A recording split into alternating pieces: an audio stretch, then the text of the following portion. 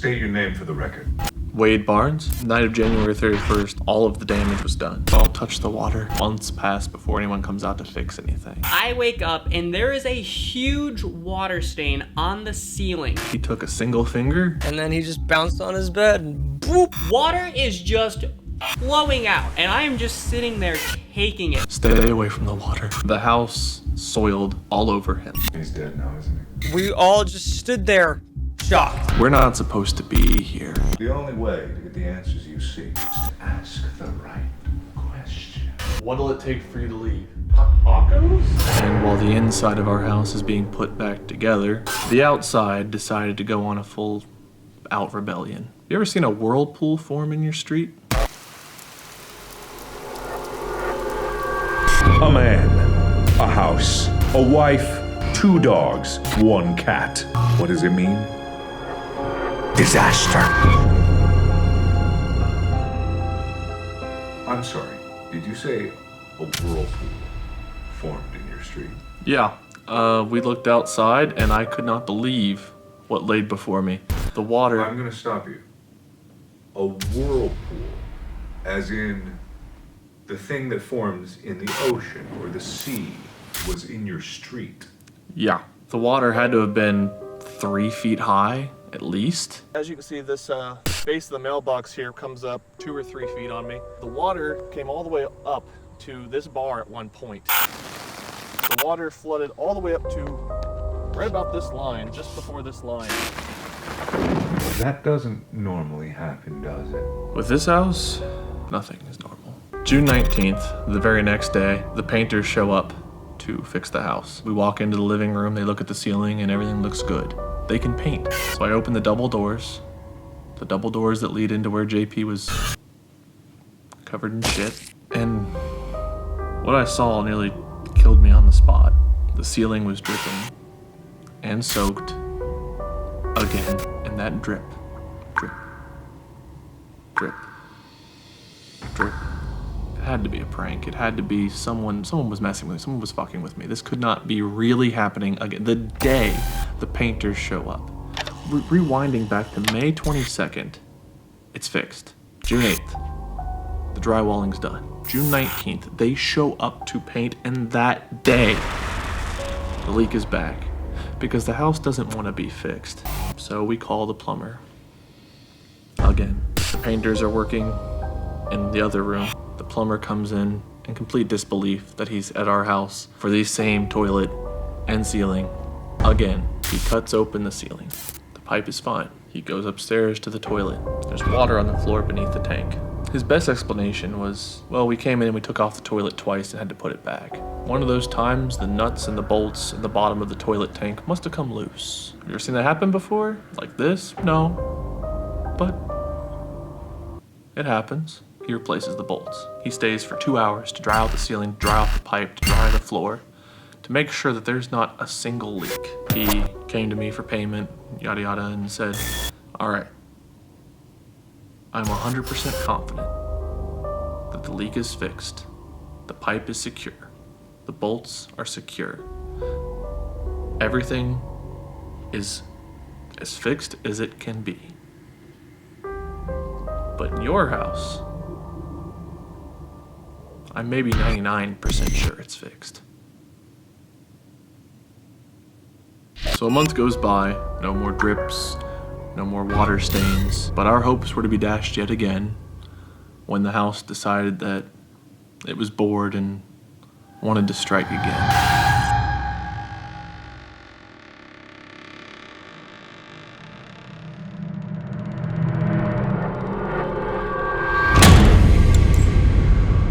Mid-late July. The dates get a little bit muddy here for me because it's kind of recent and it all just honestly blurs together. Would this information help? July 17th was the start of the hottest heat wave to hit Cincinnati. Yeah, that does. Wednesday night, we noticed that we were sleeping on top of the covers. That maybe our AC wasn't keeping the house as cool as we would have liked because of the heat wave coming in. Thursday comes, and I go to check the thermostat because it feels hotter than it should. And the thermostat says it's 81 degrees in the house. That's weird. It's set to 70. That can't be right. So I turn the AC down more, turn it down to 65. It's 81. In fact, it climbs up to 83, and then it climbs to 84, 85, peaking at 86 degrees. I call an air conditioning repair company, and a guy comes out, and he spends 3 hours working on the AC unit. On the phone with various different people trying to figure out how our particular AC unit works, I guess. And after all this time, I heard the words I dread the most. I don't know what's wrong. Call somebody else. Get a second opinion. So on Friday, I called somebody else. To the first guy's credit, he gave me some other numbers to try, and one of them panned out. They sent someone out to come check out the AC unit. Even though I gave them that guy's best guesses as to what went wrong, I gave them the make, the model, the year of the AC unit. He shows up with no parts with which to fix the unit. What time can they squeeze me in? 4:30, 5. Gets there at 5. Figures out what's wrong. The only place that sells parts for your AC unit? Well, they closed at 5. Guess you'll have to wait till Monday. During the hottest heat wave to hit Cincinnati all year. I mean, we're talking like 100 degrees plus 100% humidity outside. Inside, it was no longer cold. The house was cooking us alive.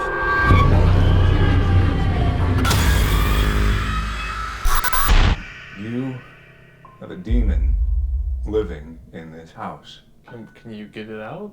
It's not my job. I'm only here to tell the story. The why, the how, those are my department. But how to get rid of it? Like an I don't do that. exorcism? Like a priest or something? Maybe, if you believe in that sort of thing. I didn't believe in demons until you just said that we had one. Demon is just a word. It describes an idea. The idea is the truth behind it, and that's what you have in your house. Okay. You're confused. Yeah. It's because you're stupid. So Monday morning comes around. We're expecting Molly's parents to show up Tuesday. We need to get the AC working. Nobody shows up. 10:30 in the morning, I call them, desperate to get the AC back online. And I'm told, well, I didn't know they were supposed to come back out. The earliest we can get somebody out there is tomorrow, Tuesday. Wednesday night, no AC unit. Thursday, Friday, Saturday, Sunday, Monday, 6 days in the hottest period in Cincinnati. Our pets are laying around, panting, miserable, can't move. Molly and I carrying fans with us, standing fans, turning them on maximum so we can try to work, try to function because we got nowhere to go. Tuesday morning rolls around and the guy comes to fix the AC unit. He has the parts. He replaces 2 or 3 parts in the AC unit, but he opens it up a little bit more than he had before. And he tells me, you need to replace the entire unit. Now, it might work for a day, might work for a week, hell, it might work for a year. But your AC unit is not safe. So you were just told that your AC unit was a ticking time bomb. How did that make you feel? Awful. Like everything else in this house has made me feel, it can't just be a simple fix. We'd been in the hottest period of the summer, no air conditioning, and now we're told, yeah, you might have company coming in, but it's gonna take a week or 2 to get the paperwork in order and to get the AC unit ordered and get it out here. That AC unit never came. The home warranty company wouldn't approve it because technically the AC unit's currently functioning. Doesn't matter if it will be tomorrow. Doesn't matter if the unit's even safely functioning. It's working. Why would we pay to fix it?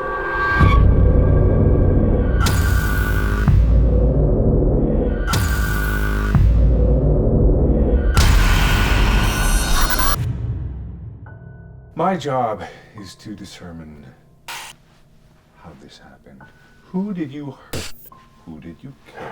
I'm not here to judge, but who did you kill? I ate ants as a kid. I eat meat. Like, I've not killed any people or anything. Except like sometimes bugs get in the house. You haven't killed any people. I hit a raccoon on the way home once. No people. Let's say, for the sake of argument, that you didn't kill anybody. That means that somehow this was either put here by forces beyond our control, or it was already in the house. Wednesday, July 24th. Molly's parents are in town, but I still have to work. As I said, every Wednesday, D&D. So I'm playing D&D. Molly and her parents are sitting upstairs watching TV, when all of a sudden, bang! What made that noise? They looked around, couldn't find anything. I had no idea it happened. I had my headphones on. I was in a call. Didn't even know what occurred. Thursday. We're sitting around watching TV in the evening. Bang! Another noise. This time I heard it. Nothing upstairs. Nothing downstairs. Unexplained. Until Friday. Friday we went to leave the house. But the house said no. It's not going to be that simple. Opened the garage door. But it didn't open. Laying on the ground in front of me, a big metal wire. The house had struck again. More and more frequent each time it hits. And we're talking the AC unit goes out the very next week. Garage door. It's no longer leaks. It's evolved. Like a virus. The house doesn't want us to leave. It doesn't want to be fixed. It just wants suffering. So I call a garage door repair company. Can they come out today? They'll be out tomorrow. But they need to know, what's the spring look like? I don't know much about garage doors, just like I didn't know much about drywall or kitchen faucets or bathroom faucets or whirlpools. But he tells me to go look above the garage door for a spring. I see a spring. I see two.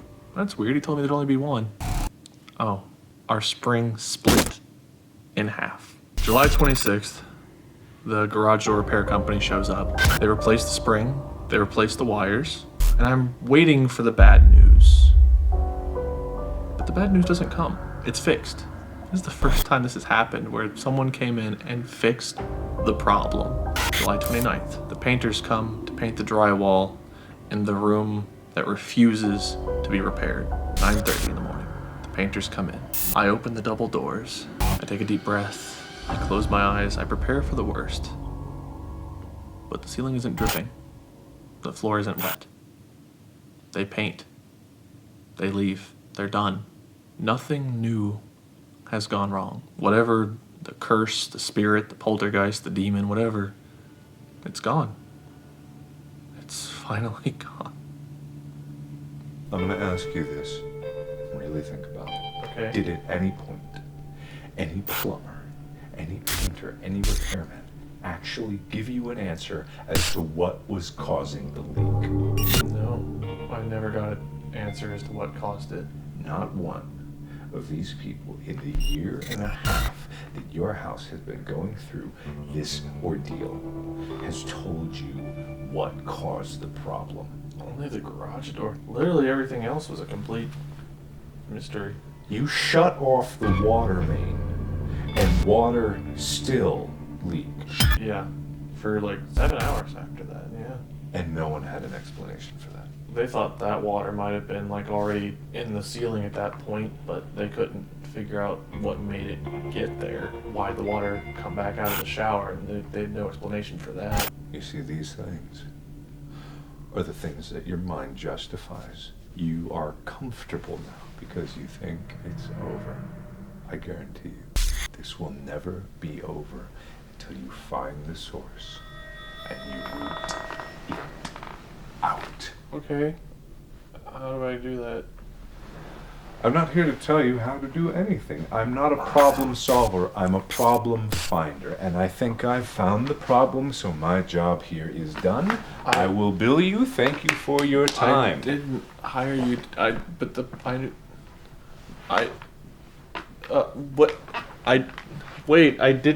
I can't afford to pay any more bills. You may think that's the end of the story. You may think that it's all over now. But what have you learned from this adventure? The evil never dies. The ending is not yet written. July 29th. The final repair is made on Wade's roof. The leak is patched. The drywall painted. Everything is whole again. And just when it seems that the curse of water has been washed away for good, little did we know that the curse has simply been passed on. July 29th, 2019, my house started leaking. normal morning, normal day. Woke up, did my morning routine, breakfast, played on my phone for like 3 hours. Normal stuff, normal day. Finally got around time for me to head up to the office. And right as I was about to reach for the office door, I guess something struck me and I was like, I feel like something's out of place. You know, you just get that bad feeling. Reach down, push the handle down. I walked into the office. As soon as I hit the light switch, there it was. On the ceiling, the water spot. Not really big, but, you know, it was there. Everything else in the office was fine. No water anywhere, nothing was wet. It was weird, honestly. It was like the leak came from nowhere. A leak over an office full of computers is concerning. So I checked it out. I got the ladder, I peeked up into the attic, nothing. Nothing was even wet. So I got a repair guy, and a repair guy came in, climbed up, he dug around, and really got in there. He found the spot in the attic above where the water stain was, bone dry. Looked like it had never been wet since the day they built the house. He said it was fine. And I pointed at the water spot, and I said, how are you gonna tell me it's fine? And he said, look, buddy, there's no leaks, there's nothing wrong, and he left. To this day, I don't know how the hell there's a water spot on the ceiling of the office. It doesn't make any goddamn sense. I've spent nights sitting in here with the lights off, listening for leaks. I've looked where all the water pipes go. Nothing.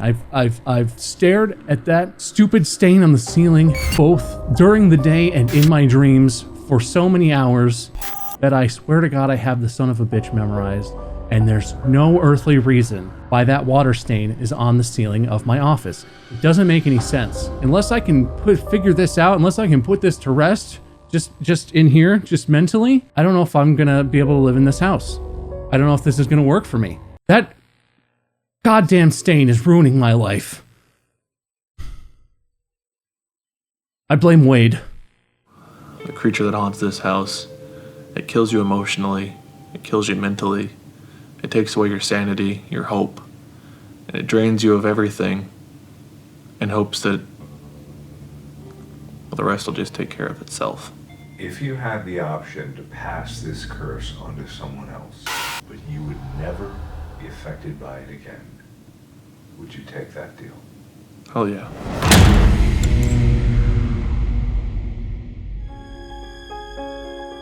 Thank you for watching this sordid tale of despair and woe. I hope you enjoyed it. If you did, mayhaps you'd like to commemorate this experience of suffering with this delightful design that showcases Wade at his most pure moment of suffering right here. Only available for a limited amount of time and only available for a limited quantity, so act fast because it's very likely that this shirt is already gone. And don't worry because none of the proceeds go to me. Oh no, they go directly to the man who is suffering the most in this entire ordeal, Mr. Wade Barnes himself. So if you'd like to support a poor man who suffers poorly, check the link in the description below. But I recommend you act quickly, because once this shirt gets washed away, it'll never be seen again. And so ends the story of poor Wade Barnes. But fate never rests, and demons never sleep. So until next time, I will see you in the next video. Bye-bye.